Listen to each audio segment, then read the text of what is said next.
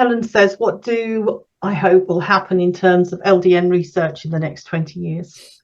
Well, it would be absolutely amazing to get it into proper, full clinical trials. That was the goal and the aim right from the start. So if we could have it so it could be used as the first line treatment for people with autoimmune diseases, chronic pain, mental health, and the list goes on, that would be amazing. But I I will could say then that, retire. but it's really challenging because it is such a dynamic drug that is going to have such a what we call heterogeneous response. There's going to be a proportion of patients that just don't respond to it. And it is Mhm. not a panache. It is not going to work for all these conditions 100%. Like if you've had autoimmune disease for half your life, it may not be the thing that works to do everything. It's going to support a patient, but we have to have realistic expectations. And so the problem that I have and my fear, my one fear about, yes, we're going to do these randomized controlled, gold standard studies that are worth bazillions of dollars.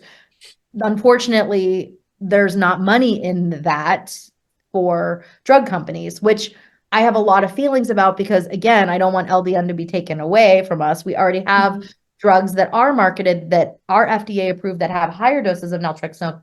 For instance, Contrave, which is a combination of bupropion, which is an antidepressant, and naltrexone in a higher dose.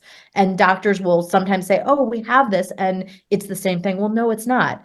It is a higher dose. And so we have to be very specific when we talk about this. But my fear is that, say, and again, not to be a Debbie Downer about it, but my fear is that studies will be torpedoed saying that this drug doesn't work because not enough Mhm. people have the gold standard response to it. Bottom line is there are so many different responses, and I've treated thousands of patients with naltrexone. Certainly, I'm probably the largest prescriber in my region of the United States because all of my patients are candidates for it.